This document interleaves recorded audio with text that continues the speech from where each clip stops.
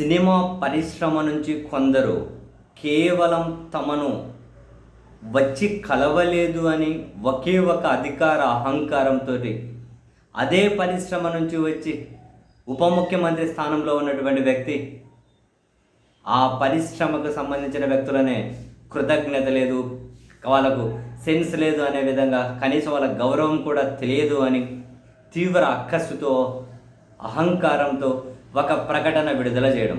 అధికారంలో ఉన్నారు, ఒకవేళ ఆయన సినిమా 100 కోట్లు కలెక్ట్ చేస్తుందా, కానీ ఆయన సినిమాను టార్గెట్గా చేసుకునే థియేటర్లు బంద్ చేశారు అన్న అభిప్రాయం అనుకుంటే ఆల్రెడీ వాళ్ళ పార్టీకి చెందిన సినిమాటోగ్రఫీ మినిస్టర్ ఒక ప్రకటన చేశారు, విచారణ చేస్తామని అక్కడితో ఊరుకునేవాళ్ళు.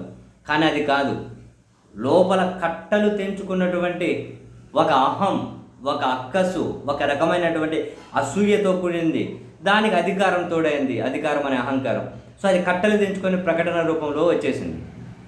ఈ క్రమంలో అయినా కూడా సినిమా పరిశ్రమ నుండి ఏమీ పెద్దగా చలనం అయితే కనిపించలేదు. ఆయనకు సంబంధించిన మనుషులు మొదట బన్నీ వాసు వచ్చారు. ఒక ఉప ముఖ్యమంత్రి మన పరిశ్రమకు సంబంధించిన వ్యక్తికి అంత కోపం తెప్పించాము అంటే ఎక్కడ లోపం జరుగుతుందో మనం తెలుసుకోవాలి అన్నారు. ఎందుకంటే వాళ్ళ కంపౌండ్ మనిషే బన్నీ వాసు. తర్వాత అల్లు అరవింద్ వచ్చారు. అవును, ఏపీ ఉప ముఖ్యమంత్రి మాట్లాడిన దాంట్లో తప్పేముంది, ఆయన చెప్పారు ఇంతకుముందు ముఖ్యమంత్రి దగ్గరికి అయితే మీరు అందరూ వెళ్ళారు కదా, note this word, I'm repeating. ఆయన అల్లు అరవింద్ గారు ఏమన్నారు, ఇంతకుముందు ముఖ్యమంత్రి దగ్గరికి అయితే అందరూ వెళ్ళి కలిశారు కదా, మరి వీళ్ళ దగ్గరికి వెళ్ళి ఎందుకు కలవరు, మరి ఆయన చెప్పింది నిజమే కదా, ఆయన మాట్లాడింది నిజమే కదా అని చెప్పి అల్లు అరవింద్ కూడా వచ్చి ఈ మాటలు మాట్లాడారు.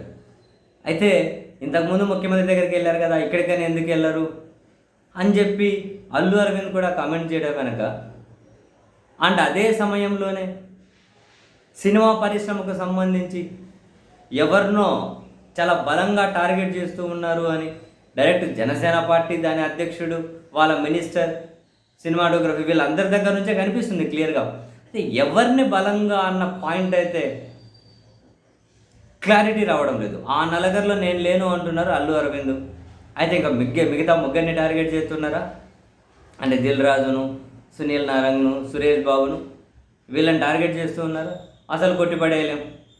అండ్ వీళ్ళకు మించి ఇంకేమైనా కొందరి పెద్ద హీరోలు అని తెలుగు పరిశ్రమలు, పెద్ద నటులు, ఎందుకంటే వందల వేల కోట్ల రూపాయల సినిమాను సినిమా కలెక్ట్ చేస్తుంది కదా, అటువంటి వాళ్ళని ఏమైనా ఇప్పుడు ఏమంటారు, చిరంజీవి గారి కంపౌండ్కి సంబంధించి ఇప్పుడు ఉప ముఖ్యమంత్రిగా ఉన్న ఈ వ్యక్తి ఉన్నారు, ఆ వ్యక్తి 100 కోట్లు కలెక్ట్ చేసిన సినిమా ఏమైనా ఉందా?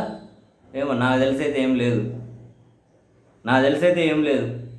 అండ్ ఆ కంపౌండ్కి సంబంధించిన హీరోలు ఏవైనా ఓ పెద్ద సినిమా అనేటివి ఏమైనా ఉన్నాయా? ఏం లేవు. ఓ పెద్దగా కలెక్షన్ చేసిన సినిమాలు మిగతా హీరోలు అయితే చాలా పెద్దగానే కలెక్ట్ చేస్తూ ఉన్నాయి.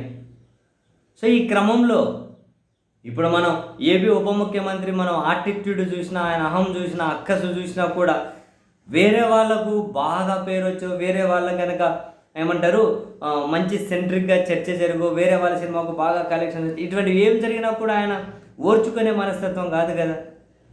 సో అందుకని చెప్పి మొత్తం సినిమా పరిశ్రమను, లేకపోతే ఈ సోకాల్డ్ పెద్ద హీరోలు అనబడే వాళ్ళని టార్గెట్గా కూడా చేస్తూ ఉన్నారా? కొందరి నిర్మాతల భుజం మీద తుపాకీ పెట్టి వాళ్ళని ఏమైనా అంటే ట్రిగ్గర్ చేసే ప్రయత్నం చేస్తూ ఉన్నారంటే మనం ఏమీ కొట్టిపడేయలేం. ఈయన మనస్తత్వాన్ని చూస్తే, ఈయన మనస్తత్వాన్ని మనం ఫస్ట్ నుంచి గమనించుకుంటూ వచ్చినా అటువంటివి అసలు కొట్టిపడలేము.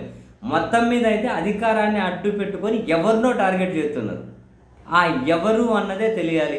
సరే, వీళ్ళు టార్గెట్ చేసినంత మాత్రాన పరిశ్రమలో వాళ్ళు ఏమైనా కనుక తగ్గిపోతారా అంటే వీళ్ళ సినిమానే అటర్ బ్లాక్. పట్టమని వీళ్ళు డజన్ మంది హీరోలు ఉంటారు ఈ కంపౌండ్లో, ఏ ఒక్కరి సినిమా కూడా పట్టమని 100 కోట్లు 50 కోట్లు కలెక్ట్ చేసేది కూడా లేదు. ఏ సినిమా వీళ్ళు అంత పెద్ద బ్రహ్మాండంగా ప్రమోట్ చేసుకున్నారు మన గేమ్ చేంజర్ అని, యాడికి పోయినా కూడా తెలియదు. సినిమా బాగుంటే చూస్తారు, లేదని లేదు. ఆ హీరో అనేం లేదు. పోనీ ఇప్పుడు ఉన్నారు హరిహర వీరమల్లు అని, ఆ సినిమాలు ఏమైనా సరే బాగుంటే సంతోషం, హిట్ అయితే సంతోషం, నిర్మాతకు 4 డబ్బులు వచ్చి సినిమా పరిశ్రమ బాగుంటే సంతోషం. ఇదే హీరో ఇంతకుముందు సినిమాలు చూసినామంటే ఏంటి 100 కోట్లు కలెక్ట్ చేసిన సినిమా ఉన్నాయి?